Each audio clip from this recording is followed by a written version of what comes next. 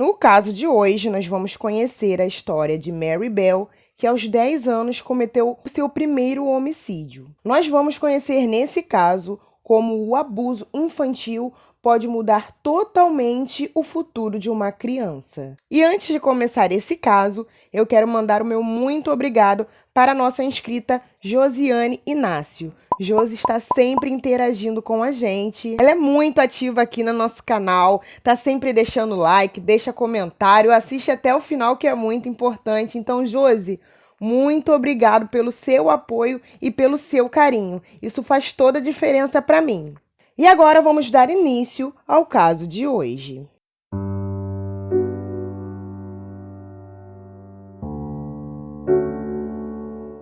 Em 26 de maio de 1957, nasceu em Newcastle, no Reino Unido, um bebê lindo e fofo, com umas bochechas rosadas e a pele branquinha, e essa era a menina Mary Flora.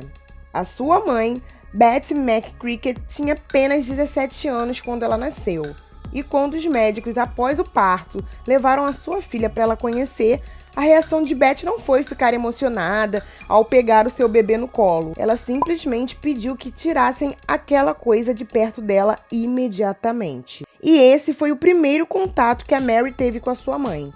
E também, mesmo tendo poucos minutos de vida, foi a sua primeira rejeição.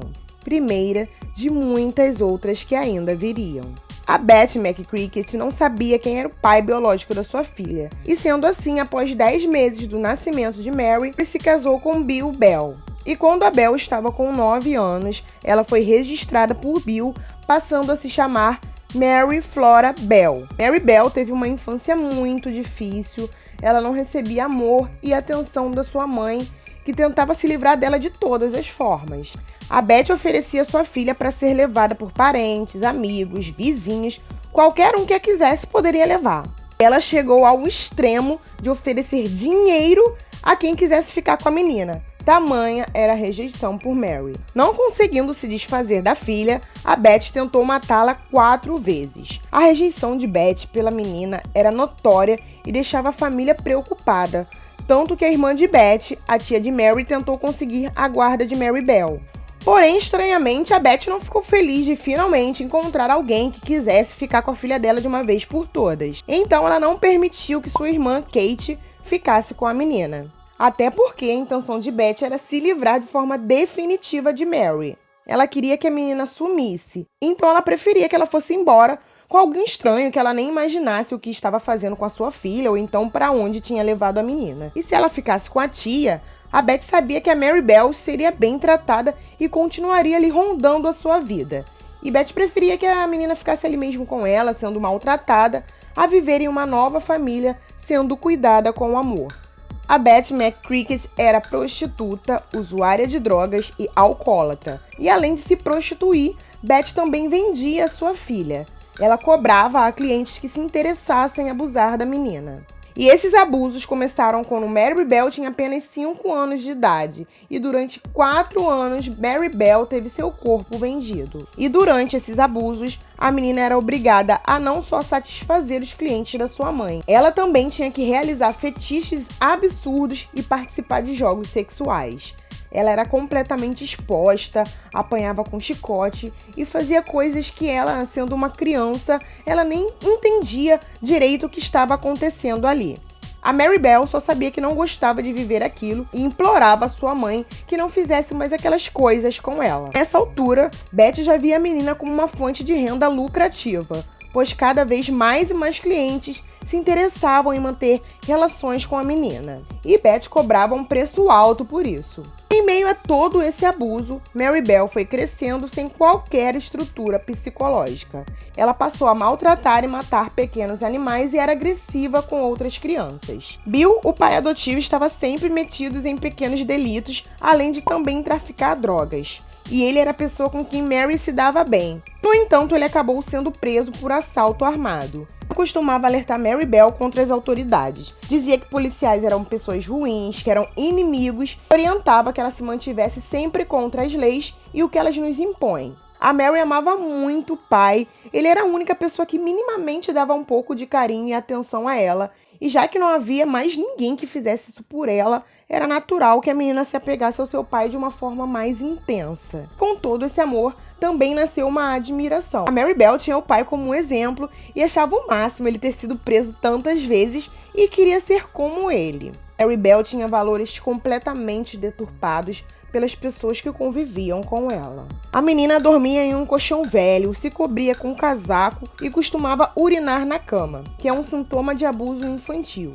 Porém, quando isso acontecia, a sua mãe esfregava o seu rosto e obrigava ela a pendurar o colchão na janela para que todos que passassem pudessem ver o que ela havia feito.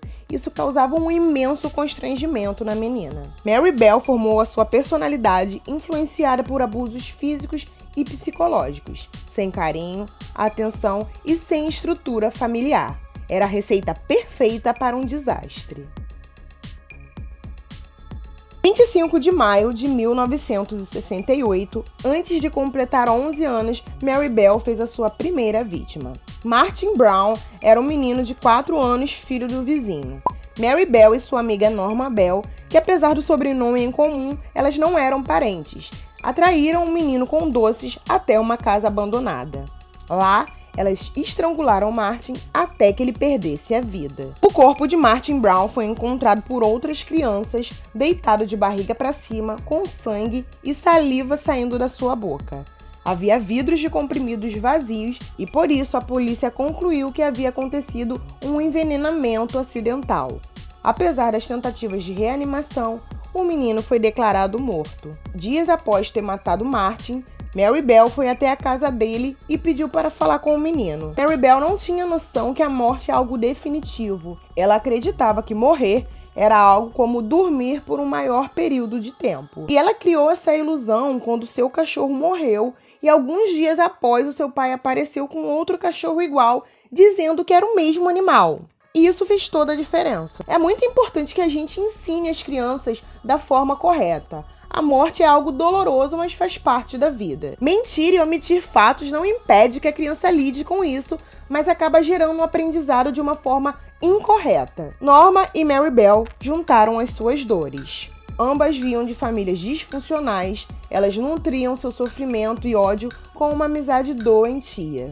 Algum tempo após a morte de Martin, Mary e Norma invadiram e vandalizaram uma escola. Elas quebraram mesas, cadeiras, picharam paredes e deixaram bilhetes assumindo a responsabilidade pela morte do menino. Em junho de 1968, Mary e Norma atraíram Brian Ray, de 3 anos. Brian tinha marcas de mãos no pescoço, mutilações nos órgãos genitais, e teve uma mecha do cabelo cortada e a sua barriga tinha sido marcada por um objeto pontiagudo com a letra M. O corpo do menino foi encontrado e a sua morte foi associada a um predador infantil. Várias pessoas foram interrogadas, dentre elas Mary e Norma Bell. As duas meninas levantaram suspeitas por caírem em contradição e por rirem ao ver o caixão com o corpo de Brian. Elas também sempre abordavam a família perguntando se eles sentiam falta do menino. E então, em agosto de 1968, Mary Bell confessou o crime e ambas foram presas. Durante os julgamentos, Norma Bell recebeu total apoio da família. A família de Mary Bell não demonstrava qualquer emoção. Betty, a mãe da menina, até tentou vender a história da sua filha para o jornal The Sun a fim de obter lucros com a tragédia que havia acontecido. Porém, ela não obteve êxito. Aos 11 anos, Mary Bell foi condenada pelos homicídios de Martin Brown e Brian Ray. Também foi condenada por estrangular 4 meninas, pela vandalização da escola e por escrever ameaças nas paredes. Por esses crimes, ela recebeu prisão perpétua. A Norma Bell, de 13 anos, foi absolvida. Mary Bell, ao ser transferida para a prisão, disse que preferia ir para qualquer lugar que não fosse para sua casa. Mary Bell permaneceu presa dos 11 aos 23 anos e foi liberada em 1980 após cumprir 12 anos de prisão. E depois de solta, lhe foi concedido o anonimato. Então ela mudou a sua identidade. Após ter sido solta, Mary Bell refez a sua vida. Ela casou e teve uma filha.